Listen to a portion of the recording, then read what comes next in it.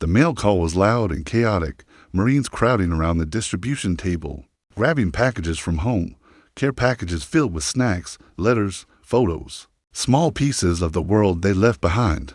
Private First Class Ethan Cole received a box, small, carefully wrapped, his mother's handwriting on the label. He carried it back to his bunk and opened it quietly. Inside, a set of charcoal pencils, a new sketchbook, and a note. Keep seeing the world the way you do. Love, Mom. Cole smiled faintly and tucked the supplies into his footlocker.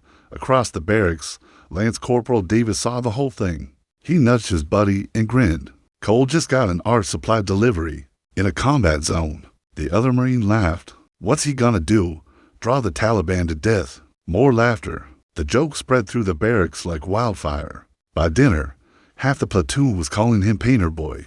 Some said it with affection. Most said it with mockery. Cole didn't offend himself, didn't explain. He just kept the sketchbook closed and waited for the moment when his eyes would matter more than anyone's rifle. Because in war, survival isn't just about strength. Sometimes it's about seeing what others can't. Before we begin, make sure to subscribe to Heavoy so you never miss these true tales of courage. And tell us in the comments, where are you watching from today? Private First Class Ethan Cole had always seen the world differently. As a child growing up in Oregon, he spent hours sitting by rivers, sketching trees, rocks, water. His teachers called him talented. His classmates called him weird. He didn't care. Art made sense to him in ways that most things didn't. When he joined the Marines at 20, his recruiter had looked at his portfolio and shaken his head. That's nice, kid. But you know we don't need artists, right? We need riflemen. Cole understood. He packed away his sketchbooks and focused on becoming a Marine. He passed basic training, qualified as a marksman, did everything the Corps asked of him, but he never stopped drawing. In the barracks at Camp Pendleton, after long training days, Cole would pull out his sketchbook and draw portraits of his squad mates, landscapes of the California hills, architectural details of buildings on base. It was how he processed the world, how he made sense of chaos. But to most of the Marines around him, it was a curiosity at best, a sign of weakness at worst. The name Painter Boy started as a joke during his first month with the platoon. Cole had been sitting in the corner of the chow hall, sketching the mountains in the distance, when Corporal Matthews walked by and saw what he was doing. Cole's over here painting. Matthews announced to the table, "What are you, Bob Ross?" Laughter erupted. The name stuck. From that point on, Cole was Painter Boy. In formations, in the gym, on training exercises, always with a tone that suggested he didn't quite belong. Cole never fought it, never argued. He just kept drawing. His sergeant, Staff Sergeant Ramirez, pulled him aside one day. "Cole, you need to understand something. The Marines don't care about your hobbies. They care about whether you can do the job." "I know, Sergeant. Then why are you always sketching? It makes you look soft." Cole met his eyes. "It helps me focus." Ramirez frowned. Focus on what? Details. Ramirez didn't understand. How could he to him? Details meant checking gear, cleaning rifles, following orders. He didn't see that Cole's eyes were trained to notice things most people never registered. The way light hit a surface, the way shadows revealed shapes, the way patterns broke when something didn't belong. In the field, during training exercises, Cole never stood out. He wasn't the fastest, wasn't the loudest, wasn't the strongest. He just did his job quietly and kept his sketchbook in his pack. But there were moments, small moments, when his squad mates would notice something strange. During a land navigation exercise, Cole stopped suddenly and pointed at a tree line. That's the rally point. His fire team leader, Corporal Hayes, checked his compass and GPS. "No, it's another 100 meters east." Cole shook his head. "The terrain matches the map. The ridge line angles this way. The tree spacing is consistent. This is it." Hayes double-checked. Cole was right. The GPS had drifted. "How'd you know?" Hayes asked. Cole shrugged. "I just saw it." Hayes didn't push, but he filed it away. Painter Boy had good eyes. That was useful, even if the kid was weird about it. In the fall, the platoon deployed to Afghanistan, Helmand Province. Rough terrain, dense vegetation, an enemy that moved like ghosts and struck without warning.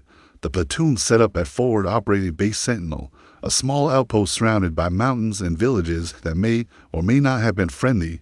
Cole carried his sketchbook with him. Even in a war zone, even when every ounce of weight mattered, it was the one thing he refused to leave behind. At night, after patrols, he would sit outside the barracks and draw the mountains, the compounds. The way dust settled over the valley at sunset, the other Marines thought it was ridiculous. "Cole's over here drawing sunsets," Davis said one night. "Like we're on vacation." Laughter, always laughter.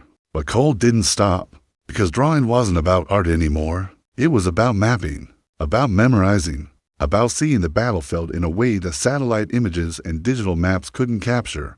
He drew every village they patrolled through, every ridge line, every compound. He noted details others missed, the way certain walls had been reinforced, the way paths through fields curved in specific directions, the way trees had been cleared in patterns that didn't make agricultural sense. He didn't share these observations, not yet. He just kept drawing. The platoon's mission was reconnaissance, locate enemy positions, gather intelligence, report back. Don't engage unless necessary. But intelligence was hard to come by. The enemy was good at hiding, blending into the terrain, using the land in ways that made them nearly invisible to drones, satellites, and even boots on the ground. During one patrol, the platoon spent 6 hours searching the valley for suspected Taliban positions. They came back empty-handed. That night, Cole sat outside and sketched the valley from memory. Every detail, every shadow, every inconsistency, and as he drew, something clicked. He saw it, a pattern, subtle, almost invisible, but there. 3 positions, hidden in tree lines, camouflaged not by tarps or netting, but by the natural landscape itself, branches rearranged, ground disturbed just enough to create cover, sight lines that gave perfect overlap in fire. Cole stared at the sketch, then he folded it carefully and put it in his pocket. He didn't know if anyone would listen, but he had to try. The next morning, the platoon gathered for a mission brief. Intelligence had flagged the same valley, suspected enemy activity, but no confirmed positions. Staff Sergeant Ramirez stood at the front with a map. "We're going back in. Same sector. Eyes open. If they're there, we find them." The Marines nodded. Another patrol, another search, another day of looking for ghosts. As the brief ended, Cole approached Ramirez. He pulled the folded sketch from his pocket. "Sergeant, I think I found something." Ramirez glanced at the paper. "What is this?" "The valley. From yesterday. I sketched it last night. There are 3 positions here." Cole pointed. "Tree line. West side. They've rearranged branches to create hide sites. The ground's been disturbed, and the sight lines overlap." Ramirez studied the sketch. Then he looked at Cole. "You're telling me you found enemy positions by drawing a picture?" "Yes, Sergeant." Ramirez's expression was skeptical. "Cole, we had drones over that valley. Satellite imagery, boots on the ground. Nobody saw anything. They wouldn't. Not from above. The positions are designed to blend. But when you see it as a whole, the pattern's there." Ramirez didn't know what to make of it. On one hand, Cole was the quiet kid who drew pictures. On the other hand, Cole had been right about small things before dot details. "Terrain. All right," Ramirez said slowly. "We'll check it out.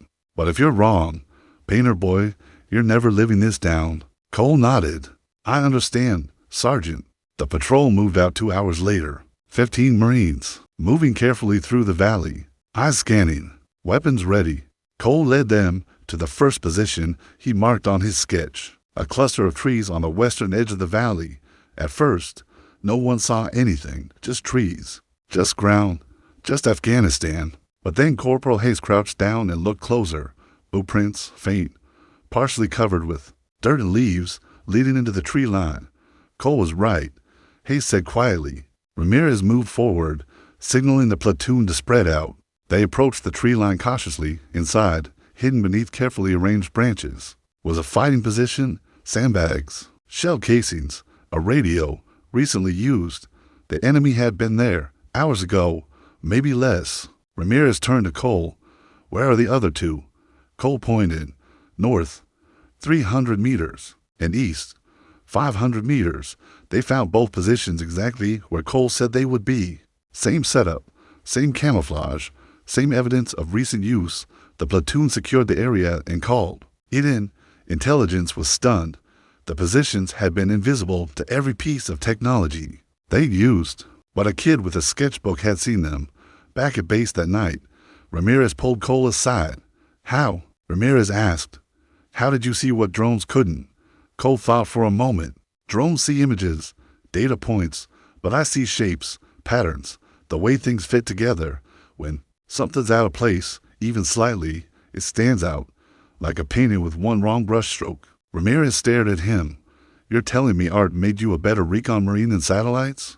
Cole nodded. "Yeah, Sergeant, I guess it did." Word spread through the base. Painter Boy had found enemy positions no one else could. Suddenly, the name didn't sound like mockery anymore. It sounded like respect.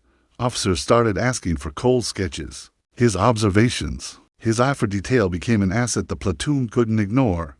On the next patrol, Cole was asked to walk point with the squad leaders, not to carry extra weight, not to follow orders, but to look out to sea. And he did. Over the next few weeks, Cole identified 6 more enemy positions, each one hidden, each one invisible to standard reconnaissance methods, each one found because Cole saw the world like an artist. But the real test came during a high-stakes mission. Intelligence had located a high-value target, a Taliban commander moving through a village in the northern sector. The platoon was tasked with surveillance. Observe, confirm, don't engage. The village was a maze. Narrow streets, mud brick compounds, dozens of civilians, and somewhere in that chaos, one target. The Marines set up an observation post on a ridge overlooking the village. Binoculars, spotting scopes, cameras, watching. Hours passed. No sign of the target. Ramirez was getting frustrated. "If he's in there, we can't see him.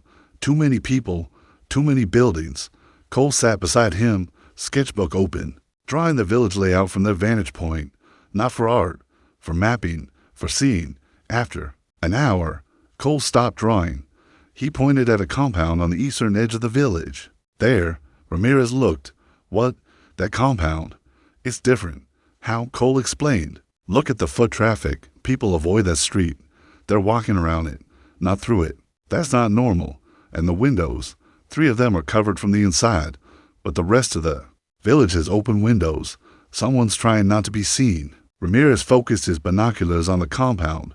At first, he didn't see it. Then, slowly, he did. The pattern Cole described, the avoidance, the covered windows. "Get eyes on that building." Ramirez ordered. The spotters focused, zoomed in, enhanced. 15 minutes later, they confirmed it. The target was inside. The mission was a success. The intelligence was passed up the chain. The target was tracked and eventually captured days later. And all because Cole saw what technology missed. By the end of the deployment, no one called him Painter Boy anymore. Or if they did, it was with pride, not mockery. Cole had proven that strength came in forms most people didn't recognize. That art wasn't weakness. It was a different kind of weapon. Corporal Hayes, who'd once laughed at Cole's sketchbook, approached him one night. "Cole, I owe you an apology." Cole looked up. "For what?" "For thinking you were soft. For not seeing what you brought to the table." Cole shook his head. "You don't owe me anything. You trusted me when it mattered. That's all I needed." Hayes nodded.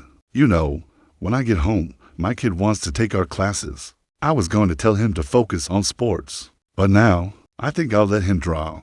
Cole smiled. "Good. The world needs people who see things differently." When the platoon rotated home, Cole's sketchbook went with him, filled with drawings of Afghanistan villages, mountains, faces of his brothers.